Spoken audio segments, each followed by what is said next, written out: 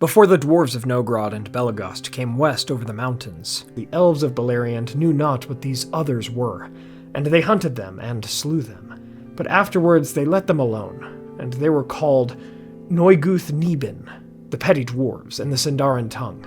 They loved none but themselves, and if they feared and hated the orcs, they hated the Eldar no less, and the exiles most of all, for the Noldor, they said, had stolen their lands and homes.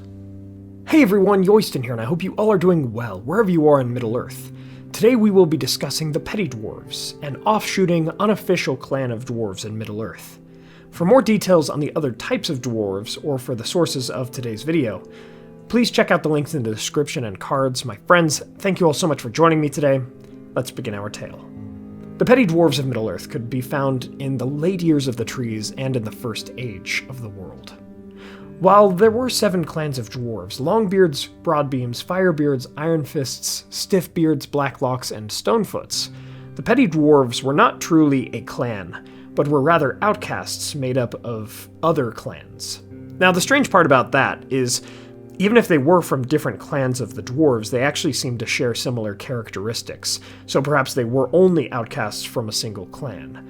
They were similarly undersized, somewhat sickly or deformed, perhaps, just smaller generally, and yet also treacherous, disloyal, and somewhat evil in nature. They even freely spoke Khazd-dûl and gave away their true Khazd-dûl names to others, which is a cultural no-no for the dwarves. I want to get deeper into the almost philosophy and morality behind these characters here in a bit, once we have discussed the small accounts of their lore and so forth, but they actually present strange moral quandaries within the context of the story. Going forth with that story, once these folk had come west, actually seeming to be the dwarves who went furthest west in all of Middle-earth, as they came to Beleriand and the river Narog, past some of the forests of the elves and the Blue Mountains, they were hunted by the Sindar, who believed that they were animals and beasts, not even intelligible like the children of Iluvatar. Upon doing some deeper research into the history of Middle-earth saga, it appears that the Petty-dwarves did ambush elves in the night and seldom revealed themselves in the day, and so to the elves it did seem like they were creatures that attacked them, so they defended themselves, but still, it might not be a great justification. This hunting of the Petty-dwarves, whom the Sindar named two-legged animals in their tongue, only ended once the Sindar made contact with the Broadbeams and Firebeards of the Blue Mountains in the east and realized their mistake. They named them Petty-dwarves, and these dwarves went on to feign friendship with Finrod and the other elves, helping Finrod and his people build Nargothrond, even though the elves of Finrod built this in the home of the Petty-dwarves in their own caves, Nuluk Kisden. Mime, the leader of the Petty-dwarves, attempted to slay Finrod in his sleep, but failed, and the Petty-dwarves were exiled from their previous home, going to their only other home of Sharbhund, or Amon-Ruth, the Bald Hill. Throughout the duration of the First Age, a great majority of the Petty-dwarves died out, until Mime and his 2 sons Ibun and Kim were all that remained of that people. In their exile, the remaining Petty-dwarves came to hate all of elvenkind, about as much as they hated orcs. In 486 of the First Age, a band of outlaws led by Turin Turambar, son of Húrin the Cursed, discovered the 3 remaining Petty-dwarves, and the men captured them, or attempted to, for as Mime's sons ran, the outlaws shot arrows towards his sons, hitting one of them, Kim, who would eventually be slain by that wound. Turin would feel guilt for this, and offered to serve Mime, but really only wanted shelter and to stay in Amon-Ruth. The Petty-dwarves did not really have a choice, but accepted. A bond, however, would be built between Mime and Turin, a mutual understanding of grief and respect. Yet Turin's friend of old, Beleg of Doriath, an elf, would come to stay here as well, which Mime despised. He waited for some opportunity to come his way, while Turin and Beleg made safe the land of the Bow and Helm, as it was called, the nearby area, and Mime would be captured by orcs. He would betray the location of those he was harboring, and the orcs ambushed them in the night. Mime hardly escaped Beleg himself, and Turin was captured, but it seems likely that Ibun, his other son, was also slain. Eventually Mime would appear in the lore again once Turin had slain Glaurung, and the Petty-dwarf would return to the ruins of his ancient home, or at least the one built atop his ancient home, Nargothrond. Húrin would seek out and murder Mime for betraying Turin his son, playing a part in Turin's eventual end. Mime was slain in 502, and in his dying words he cursed the treasure of Nargothrond. And Húrin would continue forth, bringing Finrod's necklace, the Nauglamir of Doriath, to Thingol, eventually leading to the downfall of that realm as well. And so ended the final petty dwarf, at least that we know of. For more info on the children of Húrin, I made videos covering all of that. Some are linked in the description and cards. With the history and lore of the petty dwarves covered, let's take a look at how the existence of this group of people in the lore is actually strangely multifaceted and interesting.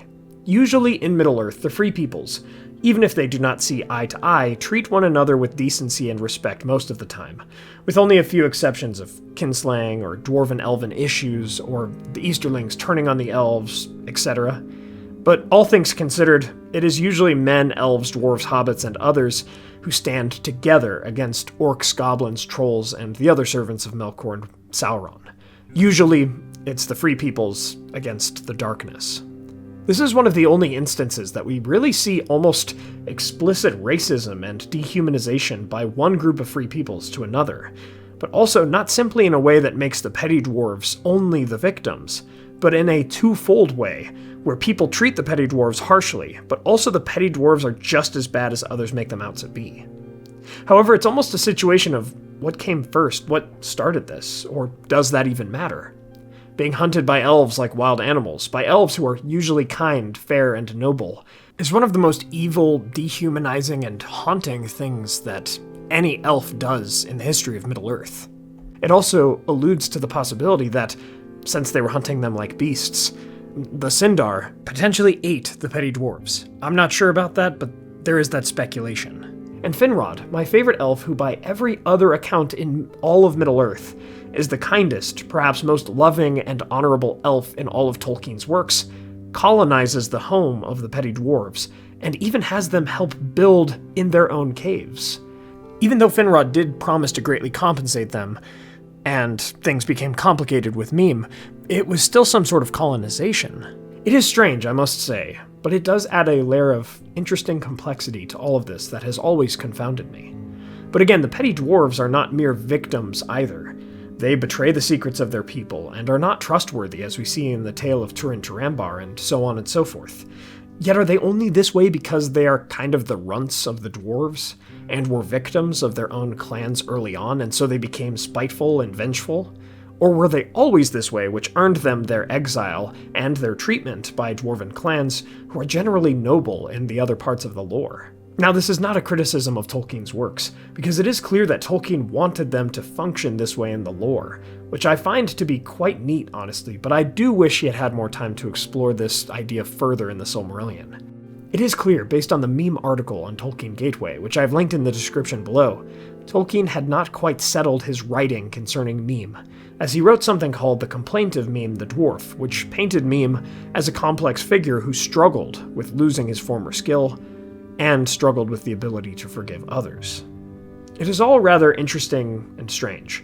I'm glad that they are included in the stories, of course, but I do see Finrod's taking of their caves to use as his own realm of Nargothrond, as well as the elves hunting the petty dwarves without realizing that they were, in their own way, adopted children of Iluvatar.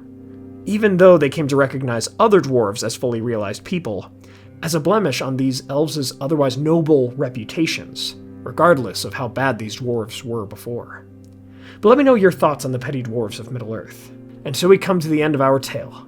From this story, we see that, even if we were once victims of evil ourselves, we must do our best to not perpetuate the cycle of violence. We must be better than that, even if the petty dwarves were not.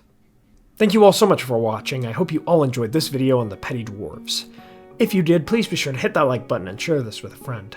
What are your thoughts on these people? Let me know in the comments below. I enjoyed the fact that they are incredibly complex, but with that complexity, I wish I knew more about how all of this came to be. What was Finrod thinking, or did he even know, when he built over their homes?